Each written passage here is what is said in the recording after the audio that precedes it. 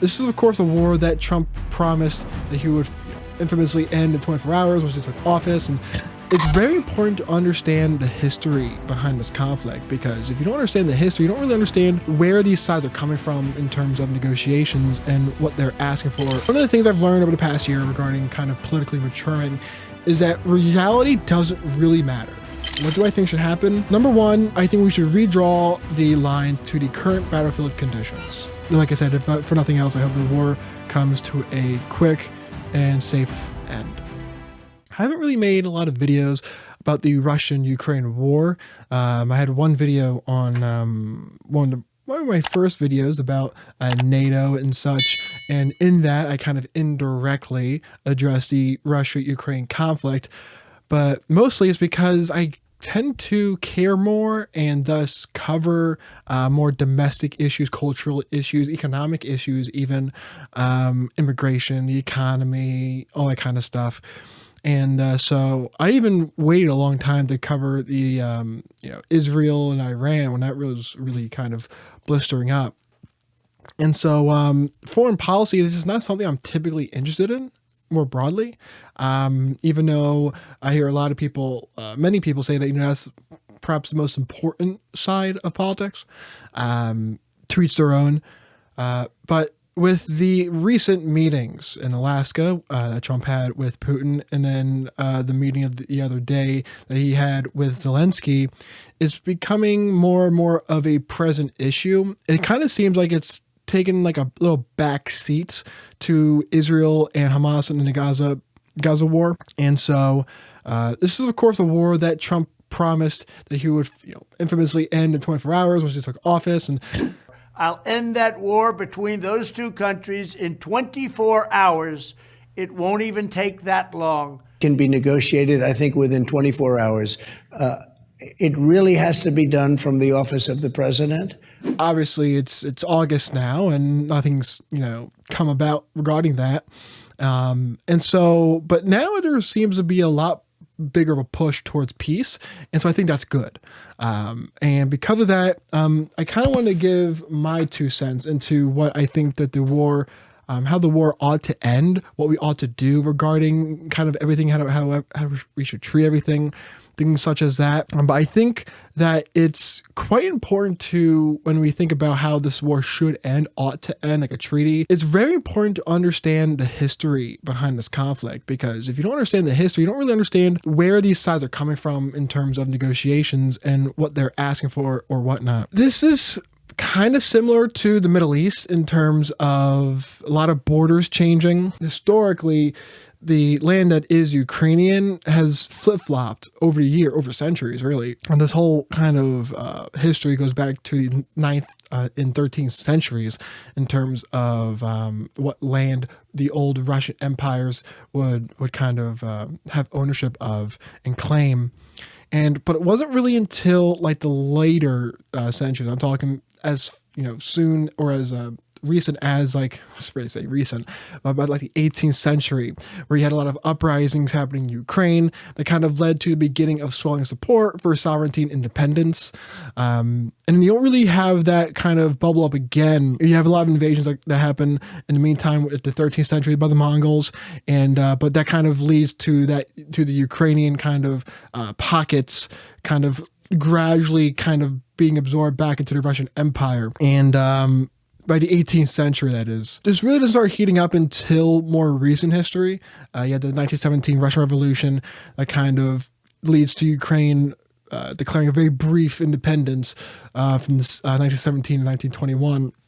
But it was kind of brought back by the Bolsheviks, incorporated back into the USSR in 1922. And so the next really thing that kind of happens isn't until 1991 when the Soviet Union officially and fully dissolves. And that is when Ukraine is kind of granted, official independence, where there's a referendum happened in the country where over 90% of people voted yes, including majorities in Crimea and the Donbass region. Under there, Ukraine, because it was, of course, a part of the USSR, they really inherited a lot of firepower.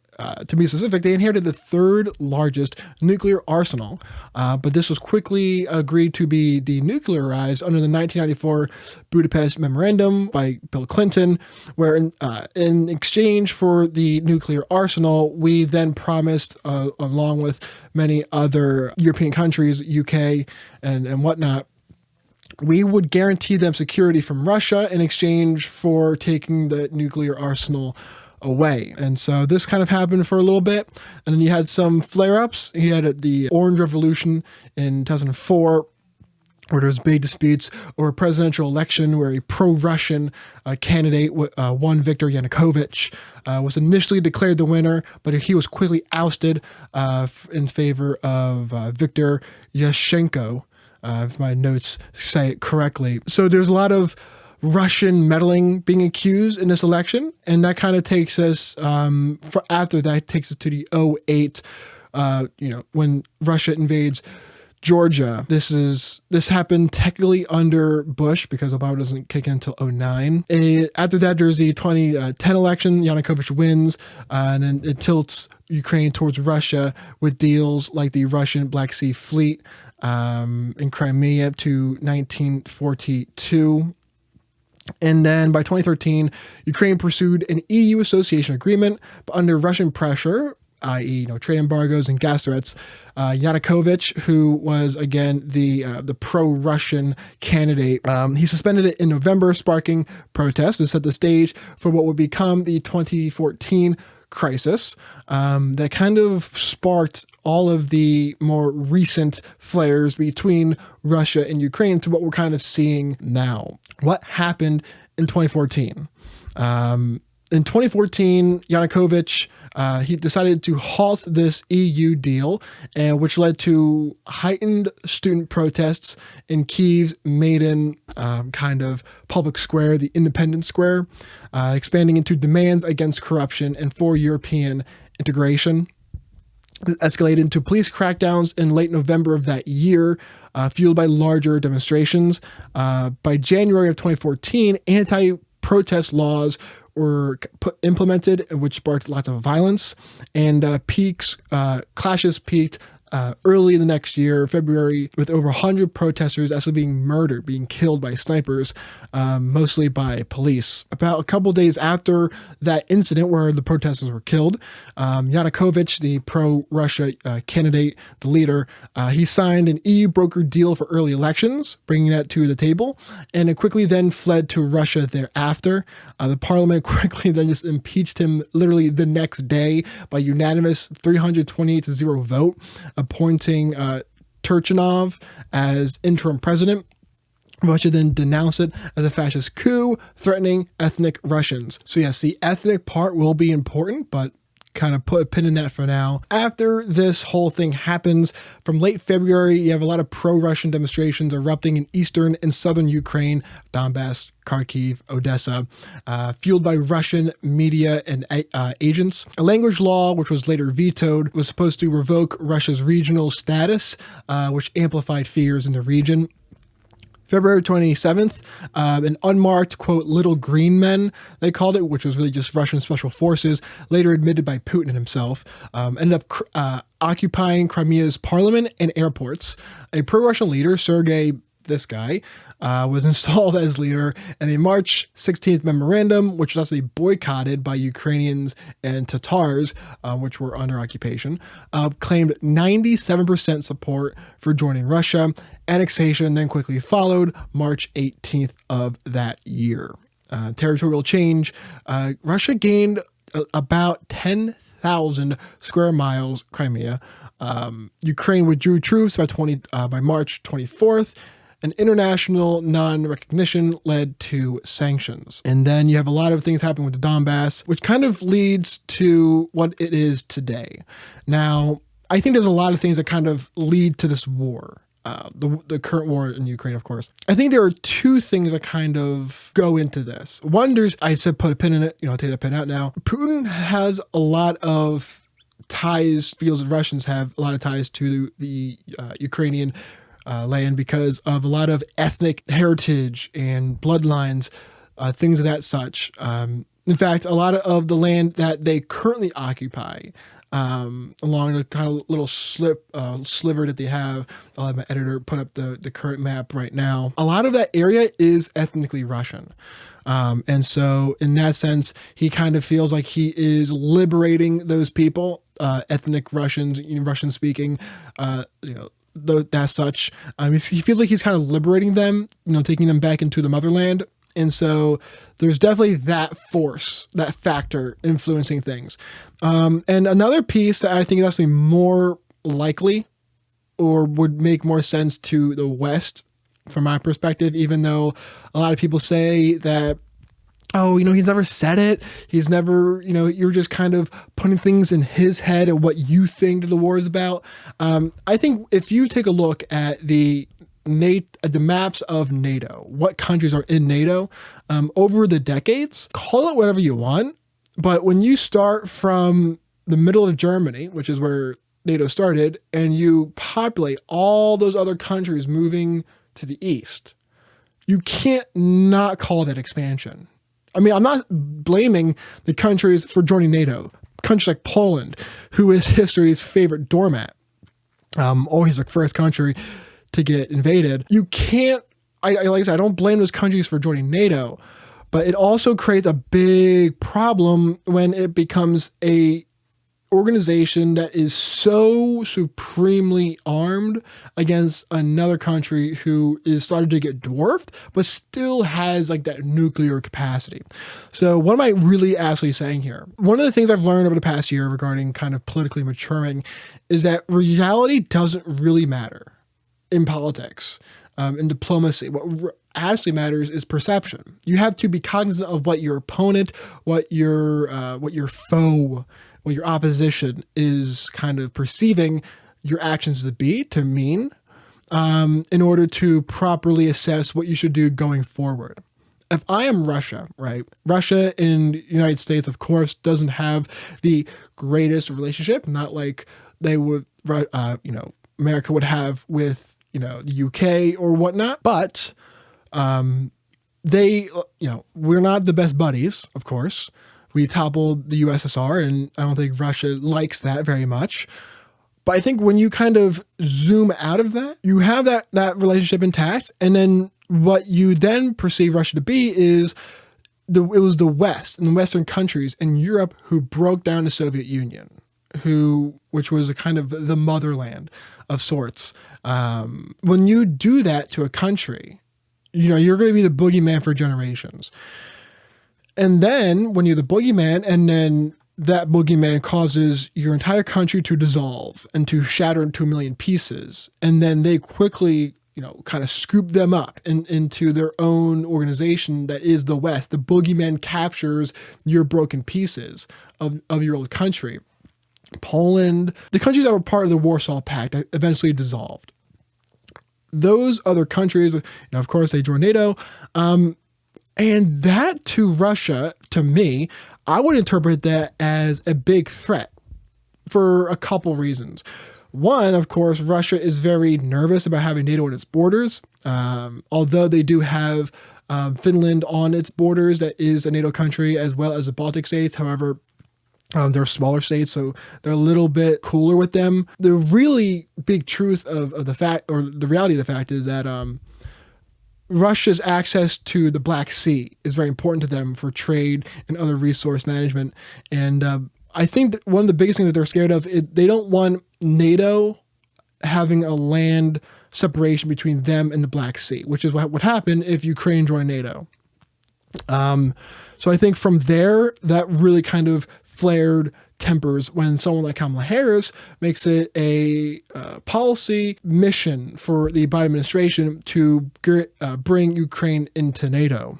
Our membership in NATO has been a role that is about a commitment to our allies based on shared principles of what it means to abide by democratic principles that have historically ensured stability and security for those participating in this partnership. Like the idiot that she is, we're completely sparking the war in the first place. when you push for that to happen, you put Russia in a very weird, tight spot where they feel obligated to act in order to make sure that that does not happen. Do I think that Putin wants to reinstall the Soviet Union? Maybe. I don't know. I don't care, really, because let's say, for example, let's just say Putin gets all of Ukraine. He just rolls the tanks in. He, holds up the nuke over their heads saying, hey, if you don't surrender, I'll just nuke everyone, and it's all over. Putin takes Kyiv. Ukraine is Russian. Where does he go next? How is he going to reform the Soviet Union? Because all the people who I hear about regarding this war is, do you really think he's going to stop at Ukraine? Hitler didn't stop at Poland. It's a horrible comparison because where else is he going to go? All the other countries, the vast majority of the countries, are already a part of NATO. The Baltic states are already part of NATO. All the other Nordic countries are a part of NATO. So if he takes Ukraine even, which he's not going to, because the battlefield lines really have not changed, although over the course of the war and recent kind of developments, Russia slowly gained ground, but not a lot of it. More bits and pieces that kind of accumulated over time. Even if he takes Ukraine, he's not going to go anywhere. There's nowhere for him to go that won't spark either him rolling tanks into the Middle East, which I don't think he's going to do, or rolling tanks against a NATO country, which would instantly spark Article 5. So, what do I think should happen? Number one, I think we should redraw the lines to the current battlefield conditions. It's not fair. It's not, whatever people want to say, but this is a wartime treaty. And unless this is World War I and you have everyone against Germany and you signed a Treaty of Versailles that actually destroys the Russian economy, the fact is that no one wants to keep funding this war. It's not, there's no real developments making it worth continuing the effort to do it in a way that was there in 2022, 2023, even 2024, right? People are tired of the war. There's not a lot of new developments. People want this thing to end. So in order to do that, you have to, unfortunately, for a lot of people, you have to compromise. And what does that look like? Of course, like I said, you have to redraw the current lines of the borders to the current battlefield lines. Number two, you go to Russia and you promise no NATO membership for Ukraine. So I think those are the two things that you give Russia. Because Russia, whether we like it or not, they are more so in a state of strength than Ukraine is. Only because I think that one of the biggest threats in my eyes to this whole thing is that if you try and punish Russia too severely, you enter Ukraine into NATO, what I think you do is I think you push Putin and Russia into the hands of Xi and China to form a very dangerous kind of military pact between China, Russia, and North Korea, which is, I think, an Axis powers type pact that is very bad and negative. So I think we want to avoid that. So the way you do that, like I said, you redraw the lines and then you promise Russia no NATO membership for Ukraine.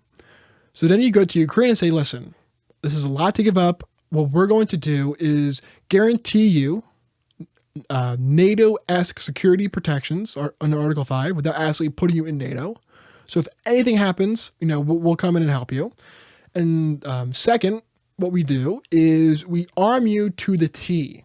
Exactly what Trump did in his first term, which prevented the invasion in the first place. You arm them to the teeth militarily. That allows them to kind of, if for nothing else, initially defend against Russia should they attack again.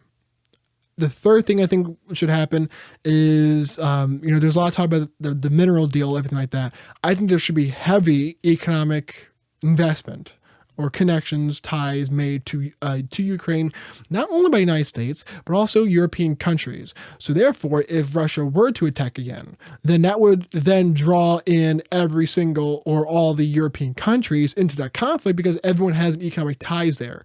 And if you attack one factory or you attack one mill, one whatever, you attack the country that owns that mill or is connected to that mill, thus bringing everyone else in. I think that is a very, very, very strong act of deterrence, sorry, rather. I think that would really kind of go far in terms of preventing another future Russian aggression. I think that is something that would make the most sense. I saw the map of what Russia wants from land-wise from the border, and I don't think that Russia should get that, only because in this deal, they're already getting a lot. So because the map that I saw had them getting a little bit more than what they already currently have, I would say no to that. I would shut that deal down under the notion that, we're already giving you all this kind of stuff, man. We can't just give you everything, okay? And so under that kind of an idea, I think that's fair. This deal is not if Ukraine only cared about security, this deal is everything they could hope for and more. If Ukraine's top priority is land and things like that, this deal is not the most beneficial to them. Although it's not no country wants to give up their land in any case, but this is not the most amount of land that they could have given up. In the beginning of the war, Russia was very close to actually taking Kyiv. I think a lot of people may forget that. And so, considering where they are now with a lot of the Donbass region, Donetsk, all those countries, Luhansk, and all the others, a lot of them are majority under Russian control, percentage-wise. For what Russians actually claim in militarily. And so considering that, there's not really much else you can do land-wise. And the most you can do is just really kind of do soft deterrence through, not going to put U.S. boots on the ground, but you are going to put U.S. businesses in Ukraine. You're going to put European businesses in Ukraine. You're going to offer them NATO-type security guarantees like Article 5. Pretty much treat them as if they were a NATO country without actually putting them in NATO. I think this is a deal that they should take. This is a deal I hope they take. But of course, this is diplomacy and this is foreign affairs. And world leaders, of course, have a variety of different things that they consider when they do end up accepting certain treaties over others. No one wants this war to continue. Nobody wants these bodies and these lives to be needlessly taken from us. Both countries are conscripting older and older men into war, into their armies to continue fighting this war. No one wants this.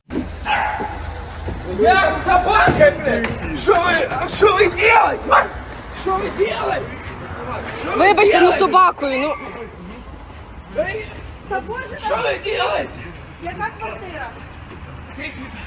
Everyone wants it to end, but unfortunately, under war, there's going to be a lot of give and take, and this is just one of those situations.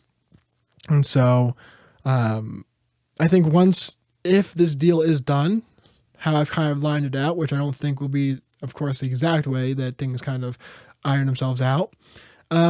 Trump is probably going to get the Nobel Peace Prize from this, and deservedly so. I think that if he ends up solving the Israel-Gaza situation, and that's kind of like a plus. Like I said, I don't really expect a lot of that to happen, but in terms of that, I think that's where we're kind of at, for better or for worse. But at the end of the day, like I said, we all want this war to end. Hopefully it comes to a brief end. I hope that all the leaders kind of have that trilateral meeting of diplomacy, which ends in a favorable outcome for both countries. And if it does, I do think Trump would earn the Nobel Peace Prize. And for nothing else, I think that Trump just wants to end the war, just like I do, just like I hope you do, and just like I know that everyone else involved in the war does. So for the sake of everything, I hope that Russia would agree to my proposed idea. I hope Ukraine would. And I hope that, like I said, if for nothing else, I hope the war comes to a quick and safe end. I hope you guys enjoyed the video. If you did, hit the like button. If it is important to help the channel grow, become a member, subscribe, and ring the bell to stay updated on all my uploads. Finally, whether you agree or disagree, leave your thoughts in the comment section below. I look forward to engaging with you guys in respectful and thoughtful discussions. With that said, I'll see you guys next video. See ya.